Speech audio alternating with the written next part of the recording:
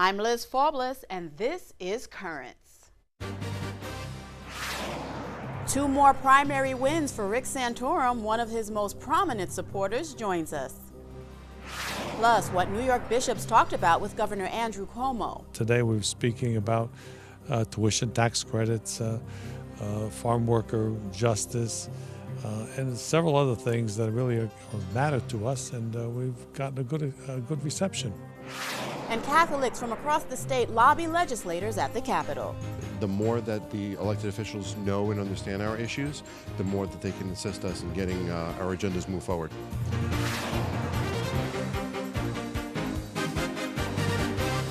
Good evening, and thank you for joining us. The underdog came out on top in last night's Republican presidential primaries, and Rick Santorum could not have said it any better. We did it again.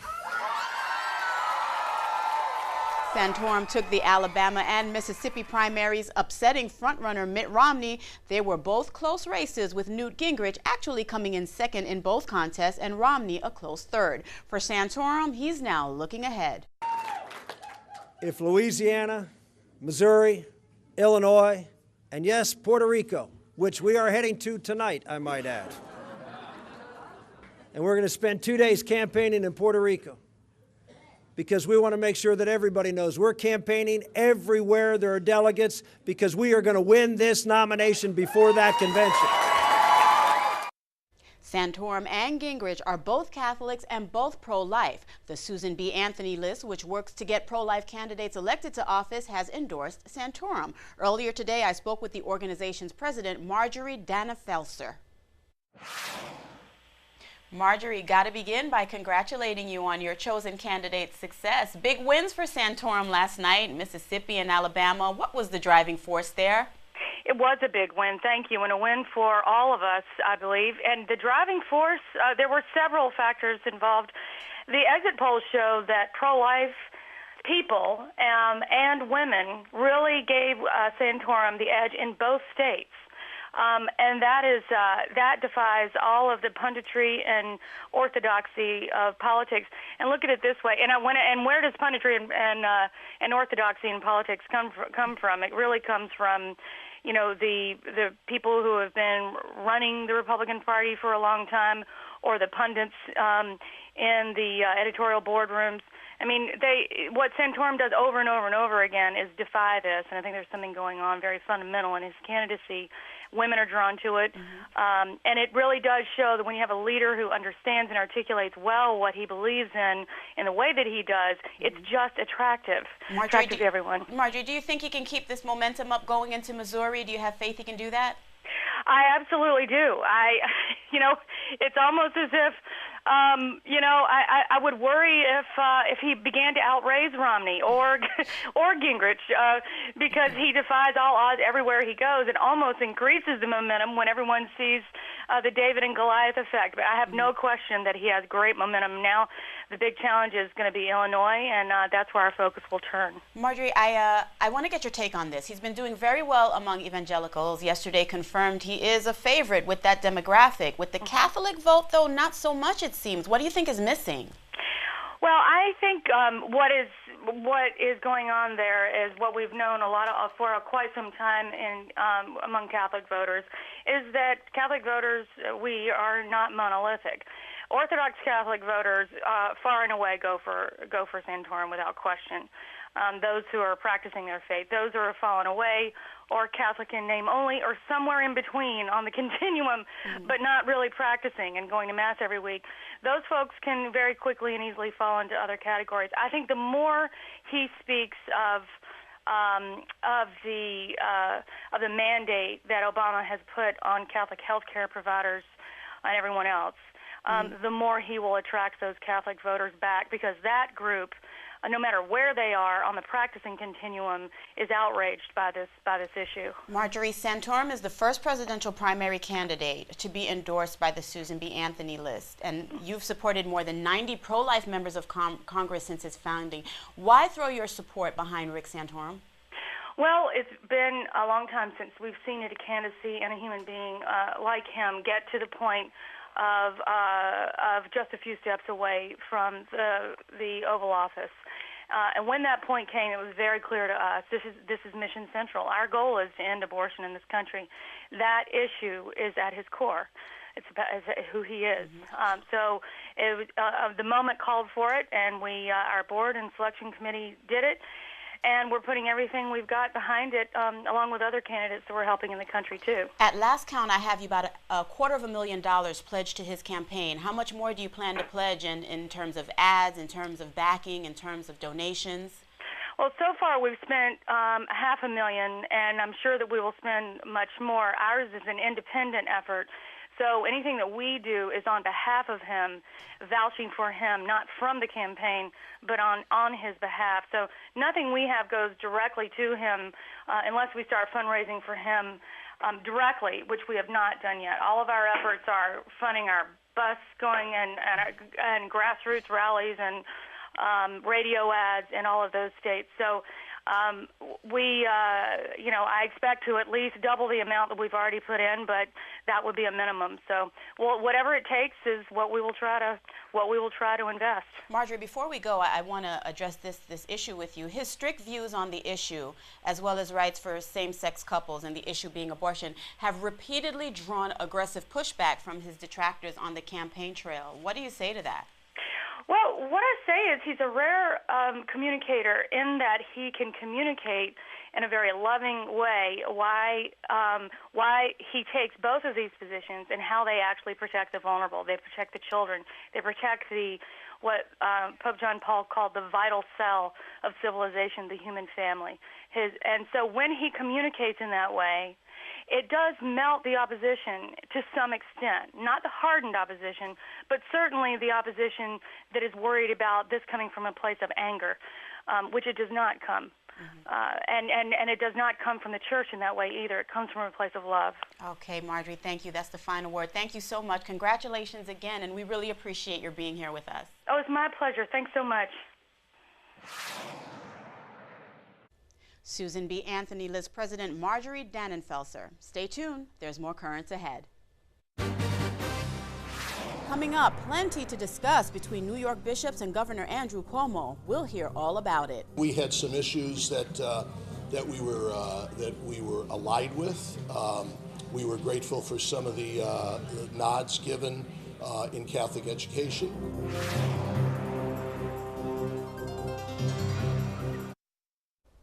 Welcome back. Church and state came together in Albany Monday, a meeting of the minds that sought to address hot-button issues, raising critical concerns in the church that, in some instances, seek to infringe upon the rights of Catholics and religious institutions. In attendance, well, you might call it a who's who in politics and religion. New York Archbishop Timothy Cardinal Dolan, Brooklyn Bishop Nicholas DiMarcio, and bishops from across the state face-to-face with Governor Andrew Cuomo, Assembly Speaker Sheldon Silver, and other prominent state and local lawmakers.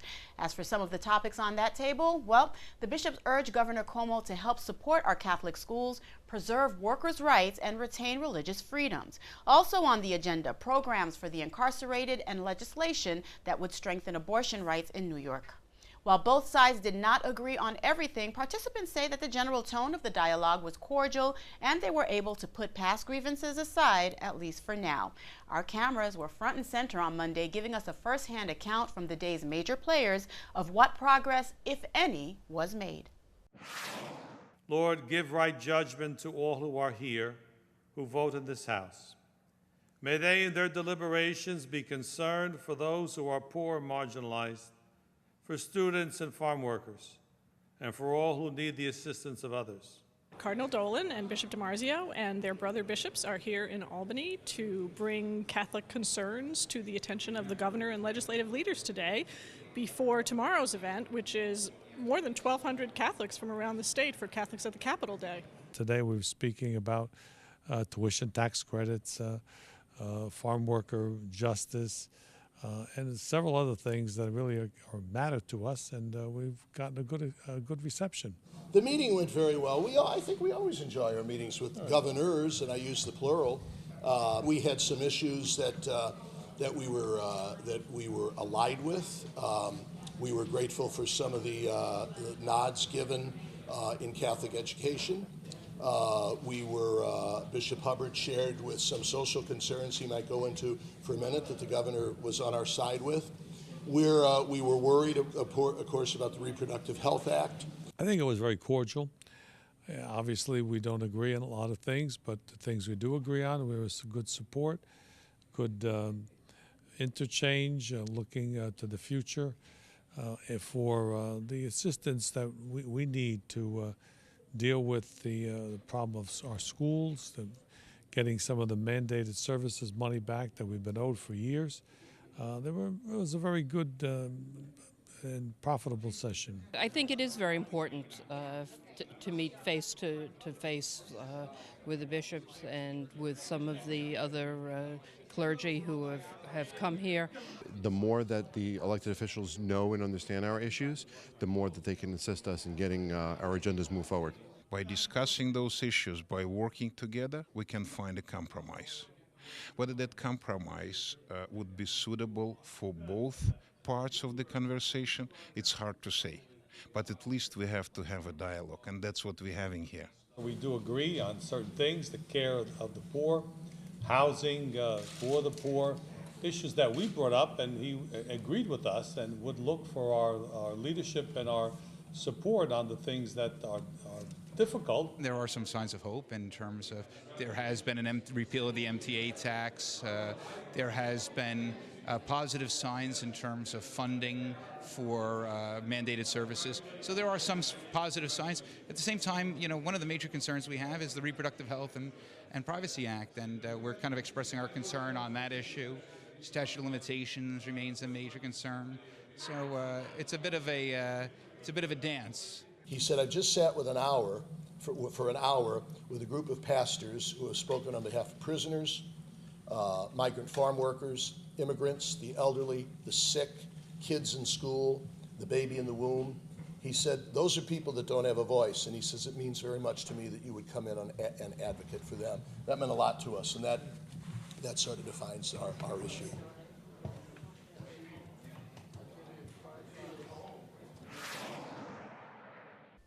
And later in the show, more from Albany, the Catholics at the Capitol Public Policy Day. But stay tuned, there's more currents ahead. A Cuban cardinal takes to the airwaves ahead of Pope Benedict's visit. We'll have that story and the rest of the day's headlines next.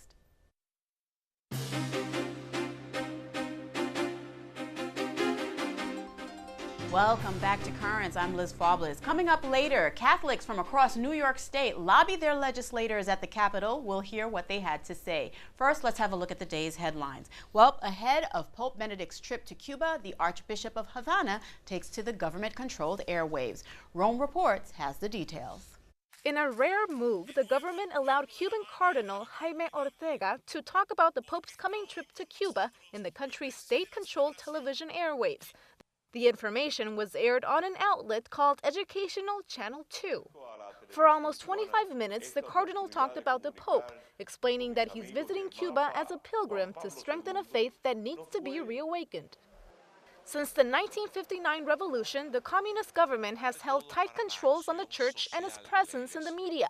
In fact, from 1962 to 1992, the country's constitution stated it was officially atheist.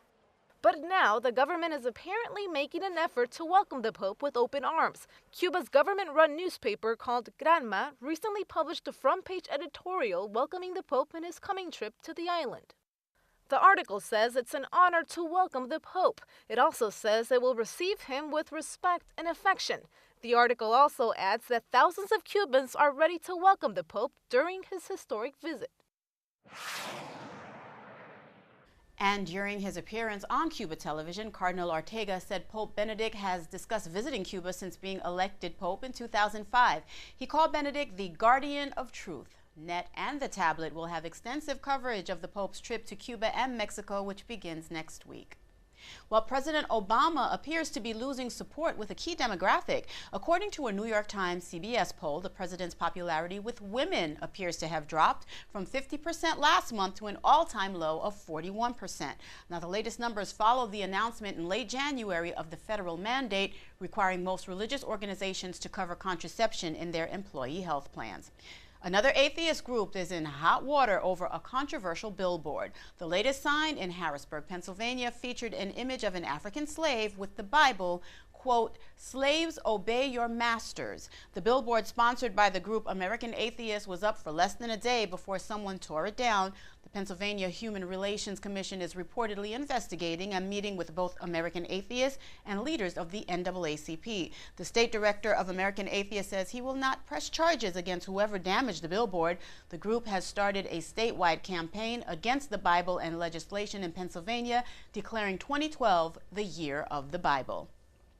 Well, the Alabama Supreme Court judge who refused to remove a Ten Commandments monument is one step closer to getting his old job back. Former Chief Justice Roy Moore won last night's Republican primary in this year's race for Chief Justice. He is the favorite in the general election and is up against the current Chief Justice. Moore was removed from office back in 2003 after failing to comply with a federal court order to remove a Ten Commandments monument from Alabama's judicial building. A group of 50 human rights activists is appealing for the release of a Pakistani woman sentenced to die for committing blasphemy. Asiya Bibi, a Christian and a mother of 5, has been on death row since November 2010. She says co-workers falsely accused her of making derogatory comments against Muhammad. According to Asia News, a group of activists, including a former president of the United Nations General Assembly, has asked the Pakistani government to release Bibi. Asia News is also reporting that a 26-year-old Christian woman is also in custody in Pakistan after being accused of insulting Muhammad. An Irish delegation met with Pope Benedict before the Pope's general audience in St. Peter's Square today. Benedict rung the official bell for the International Eucharistic Congress and blessed it. Organizers of the Congress say 250,000 people have rung the bell since the start of its pilgrimage. The bell has been brought to parishes, schools, and nursing homes across Ireland to raise awareness about the event. The 50th Annual International Eucharistic Congress will take place in Dublin from June 10th through the 17th. Brooklyn Auxiliary Bishop Frank Caggiano will be among the speakers at the 8-day event. Well, the Virgin Mary was the focus of the Pope's weekly general audience today. The Pope said early Christians learned from Mary about the importance of prayer and recollection. Benedict said Mary continues to teach. Let us entrust to her every moment of our own lives, and let her teach us the need for prayer, so that in loving union with her Son, we may implore the outpouring of the Holy Spirit and the spread of the gospel to all the ends of the earth. Benedict said that Mary's place is in the church, where, quote, she is hailed as a preeminent and singular member. The Pope has invited the Anglican Archbishop of Canterbury to address the World Synod of Bishops. Bishop Rowan Williams will speak about the new evangelization at the Synod, which will take place in October. He told Vatican Radio that he's honored to have been invited to speak. And a widower in Canada who became a priest just 3 years ago at age 80 has died. According to the Ottawa Citizen, Father Gerard Lafreniere officially retired in November because of a liver ailment, but still took calls from the church and parishioners. Lafreniere had been married for 49 years and served the church as a deacon for 30 years. In 2009, 2 years after his wife died, he fulfilled what he said was a calling he had since childhood and was ordained to the priesthood. Father Gerard Lafreniere was 83 years old. And a Rhode Island woman who kept her Powerball ticket in a Bible hit the jackpot, $336 million. 81-year-old Louise White says she is very happy and very proud. She says her family is also very happy and truly blessed. White chose to take the prize in one lump sum of $210 million, the highest ever cash prize for the Powerball. Stay tuned. There's more Currents ahead. When we return, Catholics converge on Albany for this year's Public Policy Day. I think it's a good day when anyone comes to Albany and fights for the issues they believe in, and it's good to see the church taking an active part.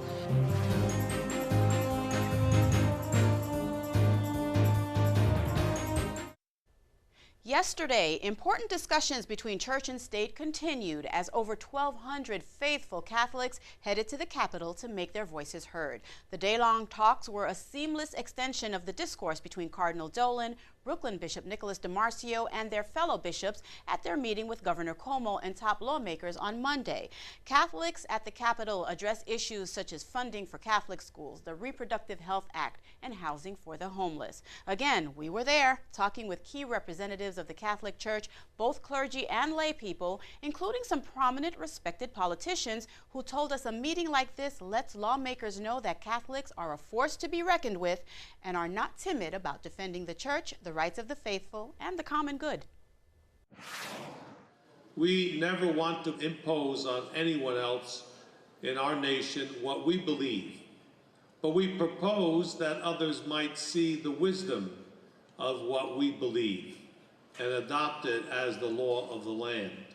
There's about 1,000 Catholics here at the Capitol in Albany, and we are advocating with our elected officials on a broad range of issues, everything from criminal justice issues to housing issues to the abortion issue to Catholic education funding.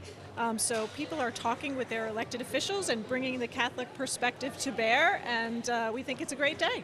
This is really important because we represent issues that have been advanced by the New York State Catholic Conference. And it really is an opportunity for all of us as citizens of this country, and specifically as Catholics in the state of New York. It really is the Catholic voice that stands for issues that particularly help protect the rights and security of the most vulnerable. And we really need programs to help them, really serve the needs that they need, the substance abuse area, the mental health area, the medical area.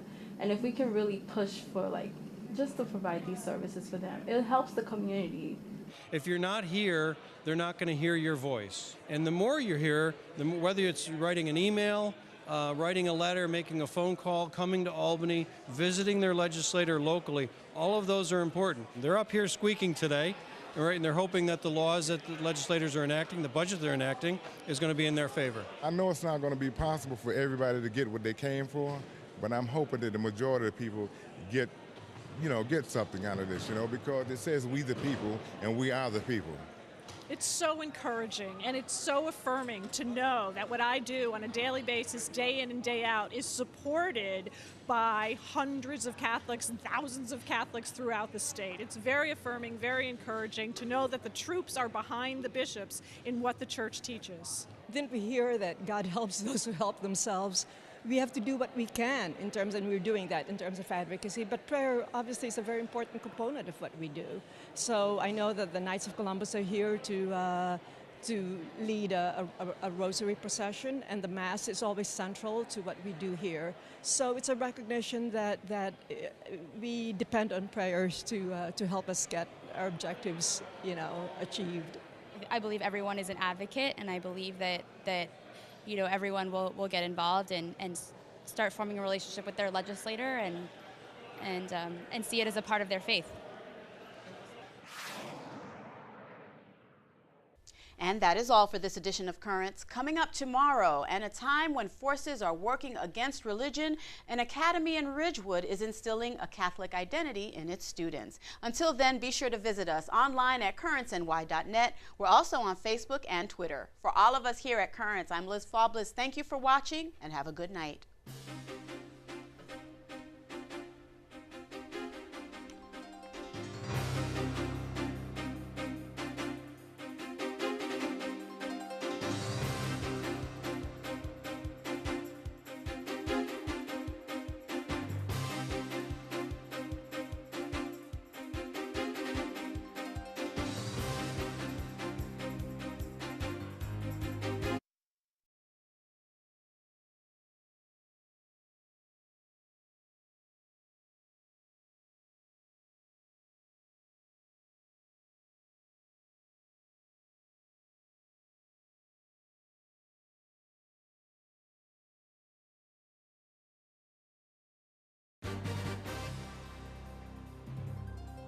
I'm Liz Faublis. Tonight on Currents, a provocative new documentary looks at the problem of bullying. Plus, at a time when religion faces vocal opposition in the public square, an academy in Queens is firmly Catholic. And Mother Teresa's story through the eyes of a local playwright.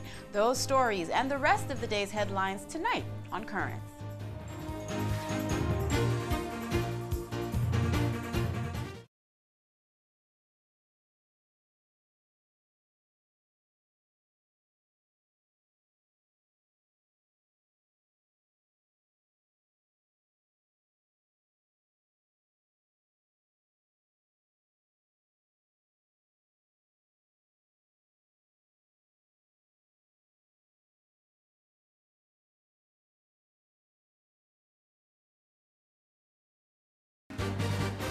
This week in the tablet, a newly formed Muslim bloc introduces legislation to remove Christian churches from Kuwait and impose Sharia law. Brooklyn's Frank Comerford will lead the St. Patrick's Day parade in Manhattan as Grand Marshal. And the Pope tells U.S. bishops teach clearly about sex. That's This Week in the Tablet. Pick it up at your local parish or call 718-499-9705 to subscribe.